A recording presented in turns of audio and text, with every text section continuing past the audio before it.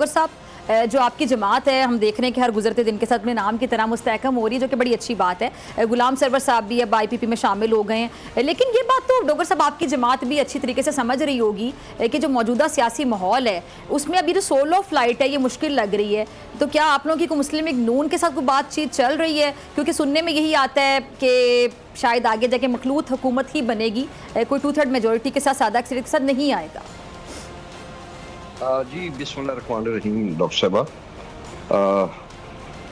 बिल्कुल कतई तौर पे हमारी मुस्लिम लीग नवाज के साथ किसी किस्म की कोई अंडरस्टैंडिंग या कोई उनके साथ बातचीत या सीट एडजस्टमेंट की बातचीत बिल्कुल it is not on the table. हम नहीं कर रहे, बल्कि हम किसी भी जमात के साथ फिलहाल नहीं कर रहे। वक्त आने पे जब कल को इलेक्शंस होंगे उसके नतायज देखते हुए फिर जाहिर है फिर तो उसके बाद जो कुछ भी होता है, कैसे गवर्नमेंट्स फॉर्म करती हैं, ये तो दोस्त मोहम्मद खोसा साहब भी अच्छी तरह इस बात को समझते होंगे कि वो तो एक बात की बात है कि कल को क्या होना है।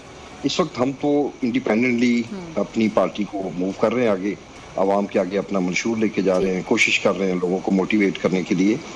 तो इसलिए ये जो मुस्तकबिल की बात है उस पर फिलहाल पेशीन गोई मुश्किल है, अभी मैं उसके ऊपर कुछ नहीं कह सकता। अच्छा, माजी के हवाले से ज़रा आप भी कमेंट कर दीजिएगा कि ये भी जो अभी हम देख रहे हैं कि बाकायदा इधर से पत्थर उधर से तीर पकड़ा हुआ है और ईंट का जवाब पत्थर से दिया जा रहा है। नून लीग और पीपल्स पार्टी की लफ्जी गोलाबारी चल रही है, आप क्या समझते हैं? वाकई जिस तरह जरदारी साहब ने कहा कि 16 महीने की जो परफॉर्मेंस थी, शहबाज साहब ने तनकीद की, और वो जैसे कि अभी दोस्त साहब कह रहे थे कि जी वजारत खारजा बड़ी अच्छी तरीके से संभाली हुई थी क्योंकि पीपल्स पार्टी ने संभाली हुई थी, तो आपकी भी राय मिलती जुलती है? मैं इस सिलसिले में ये समझता हूँ कि आई थिंक ये जो थे ना जरदारी साहब, इन्होंने बहुत बड़ा हाथ कर दिया नून लीग के साथ। वो अक्लमंद आदमी थे, उनको दी थी कि ये जो 16-18 माह रह गए इसके अंदर तो बर्बादी होनी है, अब बात जो है ना इसमें कोई बेहतरी तो आ नहीं सकती।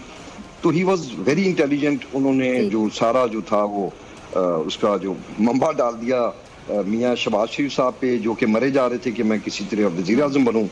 खुद उन्होंने एक सॉफ्ट इमेज बिल्ड करने के लिए बेटे को जो है वो वजीर खारजा बनवा दिया, जिन्होंने कि मेरे ख्याल है अगर 1.5 साल था तो उसमें तकरीबन 1 साल 4 महीने बाकी मुल्कों के दौरे किए, अपना लोगों को जाके मिले, अपने PR ठीक की, और अब बड़ी खूबसूरती से वो दोस्त मोहम्मद खोसा साहब भी और हमारे जितने भी दोस्तों के साथ बात होती है वो इसको बड़ी खूबसूरती से डिसऑन कर रहे हैं।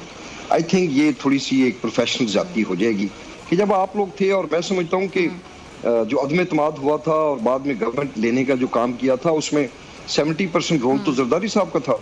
अब पता नहीं उन्होंने इनसे कोई माजी का कोई इंतकाम लिया है या क्या किया है, मगर सत्यानाश करके रख दिया नवाज शरीफ का, नवाज लीग का पंजाब के अंदर। तो हम देख रहे हैं कि अगर हमारी पार्टी में इंशाल्लाह जैसे बेहतरी आ रही है विद एवरी पासिंग डे, तो ये तो हार जाएंगे बुरी तरह यहाँ से नून लीग वाले, और इसके सारे के सारे जिम्मेदार जरदारी साहब है। बहरहाल ठीक है, अब मौका आ गया है, इलेक्शन होने हैं, तो मैं भी इनको बोलूंगा कि खूब एक्सीलेटर के ऊपर पैर रखें और इनको दबाएं जितना हो सकता है नून लीग को। ठीक है जी।